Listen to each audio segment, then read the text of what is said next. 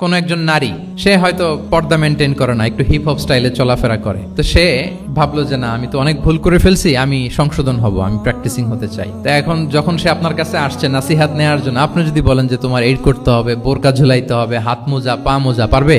এ বলবে আগে যা ছিলাম ভালোই ছিলাম। তাকে একটু একটু করে বোঝাতে হবে, মানে এই হেজাব এটা কেন, হ্যাঁ, কাভারিং আওরা এটা কেন এটা করতে, এটা বেনিফিটটা আগে বুঝালেন যে Islam consider women as a queen, নারীকে ইসলাম কি হিসেবে কনসিডার করে?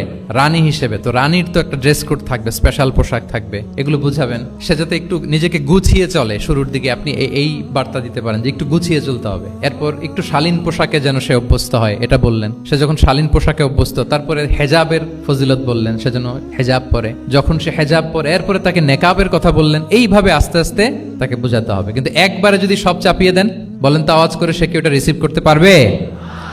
কারণ এই যে গ্রাজুয়ালিটি আর তাদাররুজ, এই সিস্টেমটা আপনি ভায়োলেট করেন নাই। একটু একটু করে বললে এটা মানুষের ফিতরাতের সাথেও যায়, তার নেচারের সাথেও যায়। আমরা মদ হারাম হওয়ার কথা জানি। কয়টা স্টেপে হারাম হয়েছিল মদ? একবারে যদি বলা হতো বন্ধ করার সহজ হতো সাহাবাদের জন্য? হতো না। অনেকে আছে দেখবেন যে চেইন স্মোকার। তো যে চেইন স্মোকার, আপনি যদি বলেন যে এটা হারাম, আজকেই তোমার বাদ দিতে হবে, হারাম, এটা খেতে পারবে না, পারবে? ও দুনিয়া সব বাদ দিতে পারবে, সিগারেট বাদ দিতে পারবে না। তো তারে কি করতে হবে? ফ্লেক্সিবিলিটি দিতে হবে, যে আস্তে আস্তে ছাড়েন।